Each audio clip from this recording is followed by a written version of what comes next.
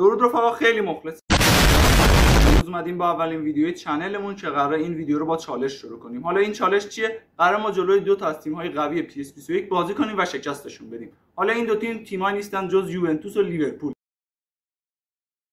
اگر PS21 رو بازی کرده باشید میدونید که این دو تیم خیلی قوی هستن و قراره ما در بالاترین سطح ممکن بازی، یعنی همون سوپر استار، شکستشون بدیم. پس تا ادامه ویدیو با من همراه باشید. خب دوستان، تیم ما بارسلونا هست. همونطور که میدونید ما بارسا رو برمی‌داریم و تیم اول هم جلومون یوونتوس رو میندازیم که بخوایم اولین بازی با یوونتوس انجام بدیم، تقابل مسی رونالدو، و بعد میریم سراغ بازی لیورپول. خب اول این ترکیب رو بچینیم. خب ترکیب یوونتوس 4-3-1-2 هست. همونطور که می‌بینید خط میانی رو محکم کرده که ما نتونیم ضد حمله مثلا ضد حمله بخورن و دو تا سی اف گذاشته که رونالدو میشه و هیگواین و پشتشون هم دیبالا. حالا ترکیب ما که همیشه من تو پی اس میچینم این ترکیبه و ما مثلا میذاریم اینو هافبک مرکزی، راکیتیچ اینجا و بوسکت هافبک دفاعی و دیونگ هم که همون هافبک مرکزی. خب دروازه‌بان هم که این ترشتگنه و اونجا هم شزنی که شزنی تو پی اس 21 خیلی خوبه. حالا دور ننداز. ما اینجا خط آفسایدمون رو درست می‌کنیم، میاریم رو 3 اینجا و اینا هم می‌ذاریم روی 8 فکر کنم میشه. خب اینجا الان دیگه خط دفاعیمون اینقدر باز نیست. بعد هم اینجا که ببینید شما ما رو بازی سطح سوپر استار است، بالاترین سطح پی اس 21 و تایم 10 دقیقه‌ای همه چیز که می‌بینید آن، پنالتی وقت اضافه، مصونیت آن. خب میریم سراغ لباسام که خوبه و بازی رو استارت می‌کنیم. تقابل مسی رونالدو در پی اس 21. خواهیم این در این چالشی که هستیم کدوم یکی از ما برنده میشیم؟ یوونتوس میبره یا تیم ما؟ امیدوارم که ما ببریم چون این چالش رو میخوام برنده باشم. اینجا سلطان رو میبینید. به به، بله شانس آوردیم. رونالدو شوت میزنه، یعنی احتمال گل شدنش خیلی بالاست. حالا که با چرخش فوق العاده خوبی که تونست پیکر دور بزنه، تونست شوت خوبی بزنه که شانس دادن توپ تو چارچوب نبود. بله اینجا دیبالا میاد پشت 18 برای ما.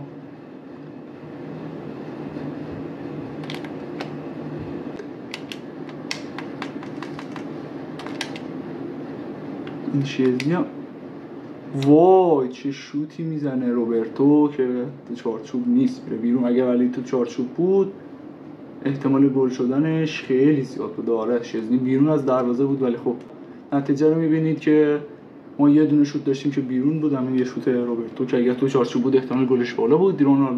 رونالدو یوونتوس هم دو تا شوت زده که یکیش تو چارچوب بوده. پاسکاریان هم که میبینید، مالکیت توپ هم که واقعا هیچ چیزی برای گفتن نداره. ما ببینیم که این کیو داریم، دمبله داریم، ولی خب من میگم اینجا امتیتی رو من میذارم جای این لینگبند. امتیتی پاسای هوایی خوبی میده، میتونید ازش استفاده کنید. اگر پیس با رفیقاتون بازی کنید حتما اگه بارسا رو اینو بذارید دفاع، پاس هوایی خیلی خوب میده. اگر برای بندازید میتونه سوارز رد کنه.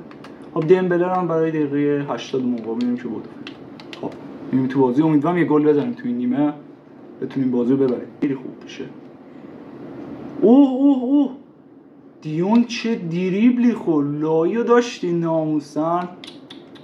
آبروش رفت این بازیکن. واقعا من دیگه بدم تو زمین نمیمدم. واقعا چی بهش زد دیبالا.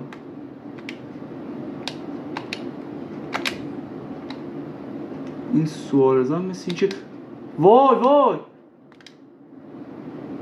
وای چه سوتی داد خط دفاع یوونتوس، ولی خب ما نتونستیم از این موقعیت استفاده کنیم و گل رو بزنیم. اینجا سوارز اگر به زمین نمیخورد احتمالش بوده. وای چرا تو اینجا نتونستی توپو بگیری؟ وای این دیبالا ولکن ما نیست، همینطور میزنه فقط توپو تا بره تو گل. حالا به تیرک پشتی خوره، نه که تو چارچوب بود تشتینگ فکر نمی‌کنم بتونه سیف بکنه. خطا. وای تونستیم یه کاشته بگیریم. امیدوارم بتونم با مسی این توپو گل کنم. ببینیم خطا رو. خب نه اینجا پارو زد. کوادرادو پارو گریزمنو میزنه. خب امیدوارم واقعا این توپ گل بشه. واقعا امیدوارم این مسی بتونه این کاشته رو برامون گل کنه.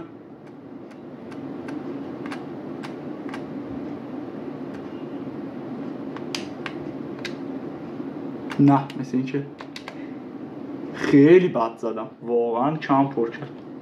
خیلی کم پر کردم. یکم بیشتر پر میکردم تو گل بود. اشتباه این بود که خیلی کم پر کردم. اگه نمیتونستیم دقیقه 80 بازی رو ببریم. وای گریزمان چی میزنه؟ مثل این که میره بیرون. یا مثل این که خب رفت بیرون دیگه، مثل این که نداره. وای اگه این تو چارچوب بود خیلی خوب میشد. اشتباه کردم، کاشته رو میتونستم گل کنم، ولی اگه کاشته عقب‌تر بود خیلی بهتر بود. اینجا سلطان آلبا سوتیو میده برام.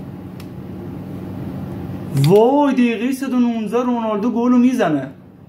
خب بازیو باختیم با سوتی سلطان، پیکه و بوسکتس و اینا نمیتونم. ببین چی کار میکنه اصلا این بوسکتس رو حواس. دقیقه 119 توپو لو میده و ما گلو میخوریم. بله بازی هم تمام شد. دقیقه 120 رونالدو آخرش کار خودشو کرد. کمتر خوشحاله و بهترین بازیکن زمین هم میشه و با بوسکتسی که توپو بهش تقدیم کرد گل زد دست میده. با سوتی بوسکتس ما بازی رو باختیم. حالا میریم بعد بازی دوم، امیدوارم در اونجا جبران کنیم. اینجا که بوسکت فاجعه بار عمل کرد و توپو لو داد. خب میریم به سراغ بازی دوستان میریم برای بازی دوم، بازی بارسا با لیورپول. ما بارسا هستیم و امیدوارم بازی رو ببریم. بازی دست قبل رو که باختیم. بله اینجا لنگ تو میبینید که به جای پاس بده در زمان پاس میده به تیم حریف و گلو میخوره. دقیقه 9 فیرمینو میتونه گلو اولو به ما بزنه.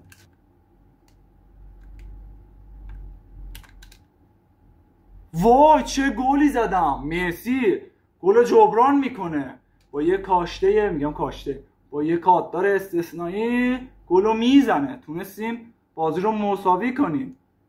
مسی عجب گلی زد. نه به گل لیورپول که تونست با سوتی استاد لنگت گلو بزنه، ما هم اینجا تونستیم با یه پاسکاری خوب گلو جبران کنیم. واقعا گل قشنگی زد. این فابینو میبینید اینجا هم ولکن ما نبود. بله اینجا شانس آوردیم رفت سمتش آلیسون، ولی خب یک دست کم آورد اگر نه توپو میتونست بگیره. خب بازی یکی شد با اونم که گرفت شانس ما. امیدوارم بتونم گل‌های بیشتری بزنم به این تیم. خب نتونستیم اینجا مثل مسی بیاریم اینور بتونیم یه کاتدار دیگه بزنیم. میبینید اوضاع رو. بله گل دوم. گل دوم بالاخره سوارز یه خودی نشون میده و توپو گل میکنه. بله سوارز بالاخره بهش بر میخوره و میتونه توپو گل کنه. اگر دیگه این توپو گل نمیکرد دیگه شاهکار کرده بود. میزدم پاکش میکردم کلا از پیه.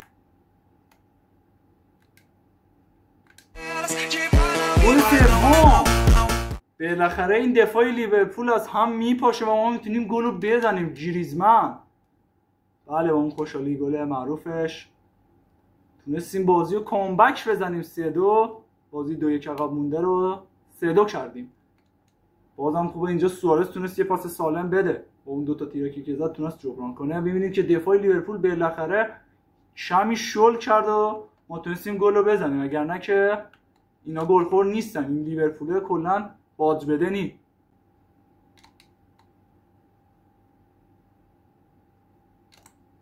وای بازم تونستیم با سویچ کار در بیاریم.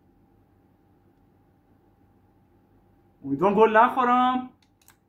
بازم با سویچ میتونم توپو دفع کنم. شانس آوردیم، بذار وقت تلفی کنیم بازی تموم شد. خب دوستان بازی رو بردیم، کامبک زدیم، 3-2 تونستیم ببریم. با 2 تا تیری هم که زدیم واقعا سوارز بعد شانس بود و کمی هم بد بازی کرد.